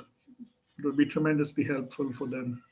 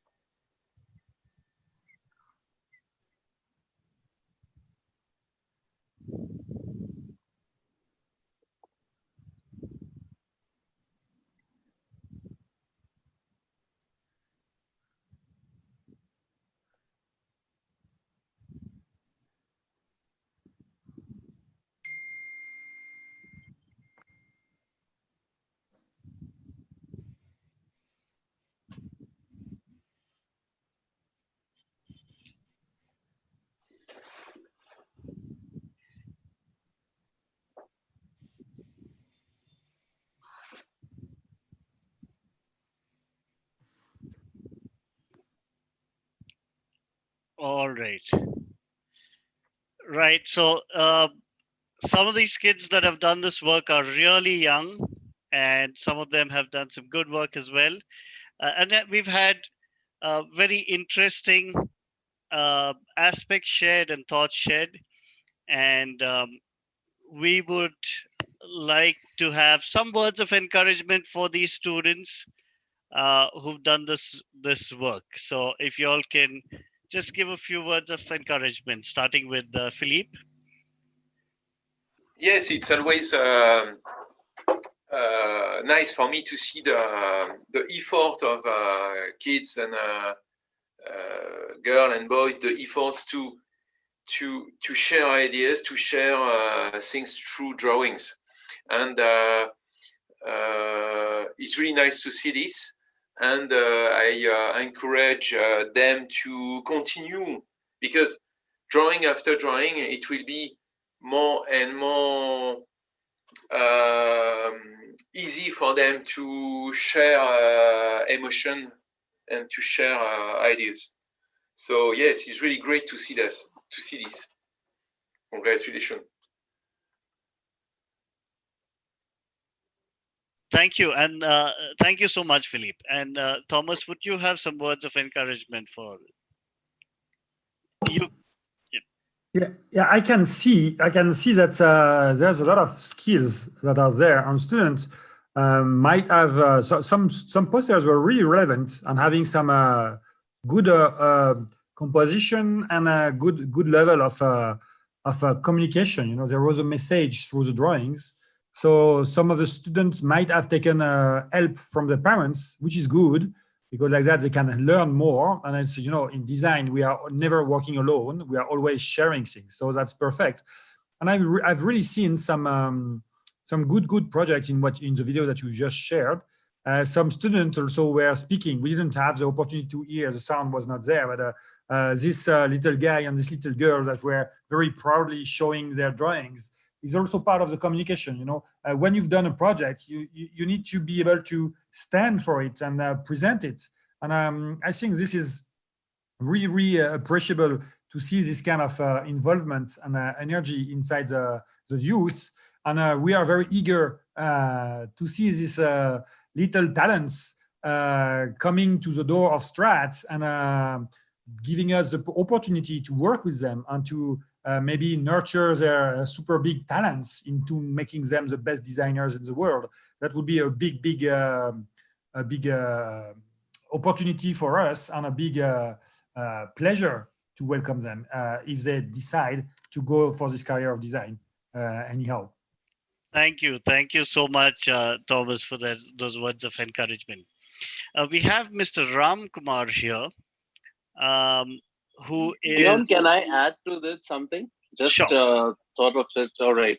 So sure. I think you know, design has always largely been a domain of with a lot of design colleges in Western domain and North and whatever. But with DQ and Velammal group of schools, the work that DQ is doing in South of India largely, and with Velammal group of schools, I think this is something that will help bring out a lot of good designers from that part of India, and Strat and schools being there supporting them would be really a deadly combination.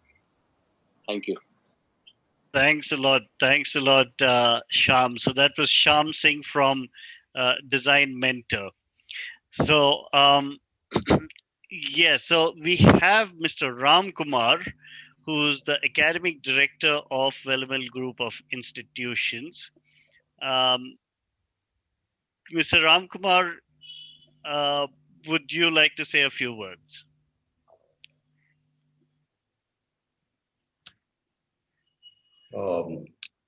Design is everywhere, from the dress you're wearing to the smartphone you're holding.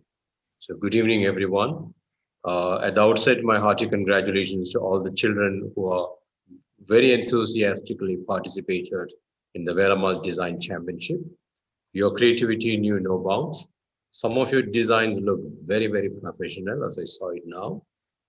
I am very happy that the future designers are here, and if properly groomed, they will not only go places, but will ensure that India and the world get the most user-friendly and environment-friendly designs in every field. Our director, Mr. MVM Sasikumar, was a great motivating factor for all of us connected with this championship. He used to follow up the progress of the championship at every stage, gave us valuable suggestions, and I would like to thank him at this juncture. The Velammal Design Championship was powered by DQ Labs, headed by in the south for us, Mr. Dhanashekhar. My profound thanks to Mr. Dhanashekhar and his team, who literally almost did everything right from the day this competition was conceived. The Velammal Knowledge International School that we manage from the Velammal Knowledge Park in Chennai has greatly benefited from DQ Labs. The Velammal International School has been associated with DQ Labs for the last 7 years, and the DQ Labs team has groomed our children who are interested in careers related to design. With the help of DQ Labs, we built a 2,000 square feet design lab in our campus, where we train our children for NIFT, NID, UZEED, BARC, and B design. Every year, we send at an average of 15 to 20 children to design-related courses in the best universities in India, and of course, abroad too. Velammal also has a strong college placement cell. We run a number of career preparatory integrated courses based on the interests of the child. This includes training in NEET, IIT, JEE, CLAT for law, CA Foundation, SAT, TOEFL, IELTS for graduation courses abroad, and even program for civil service aspirants. As the world is increasingly becoming technologically driven, and in order to develop research skills and competence in technology, and to prepare children for tomorrow's jobs, we do have the Velammal Tech Savvy School, where we run STEM robotics, IECD, game and app development programs. All these programs are run in the campus are basically to ensure that our children get the best platform for learning things that are contemporary, acquire 21st century skills, and become competent adults of tomorrow. We have created this competition to identify and nurture our young designers' creativity, as we believe that design is intelligence and creativity made visible. Design for us not only means how it looks, it also means how it really works. Once again, our congratulations to all the participants. I wish them the very best in life. My special thanks to the DQ Labs team, Mr. Philippe and Mr. Thomas, for being with us in this program. God bless all of you. Be safe, take care, and thank you so much for being part of this. Thank you so much, Mr. Ramkumar. Appreciate all the words, and we look at Velammal as being a very forward-thinking school, and looking forward to a lot more association with Velammal. Right. So coming down to the announcement of the winners, under the graphic design in the junior category, all right, we have the winning team as JGD01, which is Sri Vaishnavit, Sarasa, Ram, and Likita from Velammal, Kanchipuram. All right. So congratulations to them.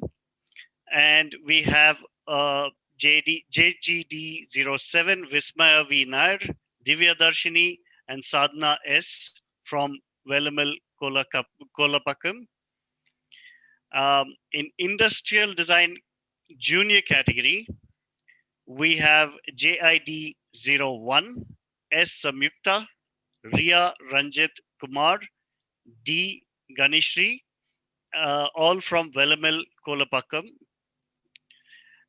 We have JID03, which is also the next winners. We have Jonah, Kabilin, and Kevin from Velammal, Kolapakam. So these are all in class 5 and below. Then as we go to the middle group, which is in the design category, We have Divan, Nihil, and Piyush from Velammal Anupanadi. Okay. And we also have MGD, team number MGD08 from class 7 and 8. We have Sri Sadai Sai Dakshini, Sai Hasini, and Sai Darani. Okay, and Deepshika. So all of them from representing Velammal Kolapakam. Industrial design for the middle group category, we have MID01, SA Prajit Kumar, who's done some fabulous work by himself from Velammal Anupanadi, Madurai. We also have team number MID01, Gautaman, and SA Prajit Kumar from Velammal Anupanadi. Okay. We also have the graphic design. Now we're getting into the senior levels. SGD01, we have S.A. Sangamitra, we have L. Theo Jeffin, we have Gokul Ashwanath, we have M. Mohammed Tawfiq, all from Velammal Ladanendal. Sorry, I'm not sure how I'm pronouncing it. We have SGDI8, Niharika from Velammal Kolapakam. All right. And then finally, with the industrial design seniors, we have Yutika N from SID Pritika K and Asmita from SID 05, again from Velammal Anupanadi. We have SID I3, Sohan Chowdhury, Santosh Raj, and Jayaditya from TVIS Velammal Ponneri campus. So all of them are going to get a certificate and as being part of the winning teams, and there's going to be some scholarships as well, which our team from Chennai is going to get back with you and going to give you all this information. So congratulations to all the winners. Now we have the overall winners from all the categories. So at the senior level for graphic design, we have Ganesh Prabhu M, Syed Abdul Qadir, Munish Kumar, and Kartik Raja from Velammal Thirupuvanam. All right, so congratulations to them. And the second overall winner is SGD05, Akhilesh S and Sarvesha AB from Velammal Kolapakam. And finally, the top winner is JID06, VR Harris Narayan from Velammal Kanchipuram. So fantastic effort from all of the winners. Again, y'all will get certificates of merit, and these will be couriered to you. Our team from Chennai will get back with you, and y'all will get scholarships as well. All right. So that's it from us today. Thank you to all who have made it here, especially Mr. Philippe Vahé, who's taken a lot of time out, precious time, I would say, to come all the way and be here at a different time zone from France. And I'm sure he's got a very busy schedule. So thank you so much, Philippe. It was a pleasure for me to exchange with all the people who have an interest about the job of product designer. Yeah, it was a brilliant session. It was a brilliant session. Thank you so much. Thomas, you're, as always, very impressive. You have always beautiful insights to share. So it's been an absolute pleasure to have you here as well, representing Strat School of Design, Bangalore. And of course, thank you for connecting Philippe Vahé with us, and it goes to show that Strat has a lot to offer, both in terms of academics and as well as industry, okay, at a global level. It's a pleasure, and as I always say, we are like Philippe. I think design is something that is going to change the world. So we are always keen on sharing, with all the design applicants for them to be sure that they are going to make a nice choice in their career.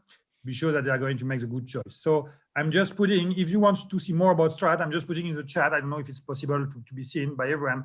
The websites, the Instagram handle, on the phone number of our counselors. Ton Yes. micro. All right. So I'm going to copy that and paste it in the YouTube. Hold on. Sean, if you can just copy that from the chat and paste it onto the right platform. All right.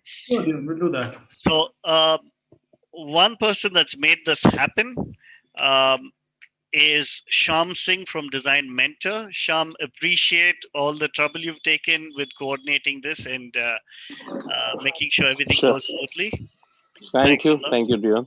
Yeah. And I think Thomas just messaged me, Dion, the work that you all are doing with schools, that's really commendable, and that Strat would like to partner with DQ for things like that. It will really help.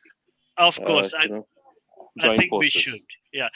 So the good thing is, as DQ Labs and Strat, we really look in the same direction. We believe that design can change the world, and we are working very hard to ensure that that happens. So the alignment is brilliant. We just need to coordinate and make it happen a lot more. All right. Okay. Yes. From the Chennai team, I think I really need to appreciate the effort of our colleague Dana Shekhar from representing DQ Labs Chennai. He's doing a wonderful job with all with the school, the Velammal school, and he's taken a lot of trouble to make this happen. And of course, at the end of it, we can. Yeah, so thank you, Dana, for being. Thank you, Dion. Thanks. I thank all the team and the management of Velammal and also our chief guest, Mr. Philippe and Thomas. Yes. Thanks for your wonderful cooperation on the show. Thank you.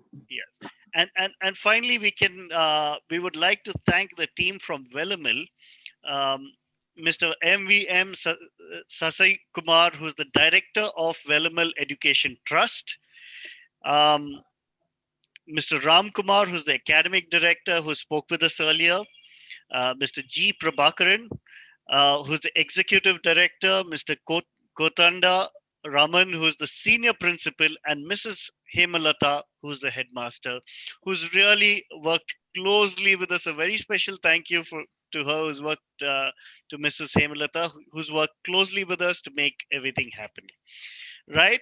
So thank you all once again. We'll be ending the session, and the team which is here which is on Zoom can continue to stay. I'll just end the session on YouTube. All right. Okay. All right. Thank you so much. I'll be ending this session. Right.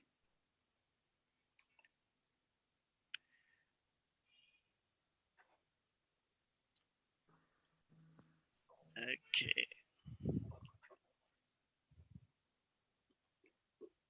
Okay. Right. So that's done. All right.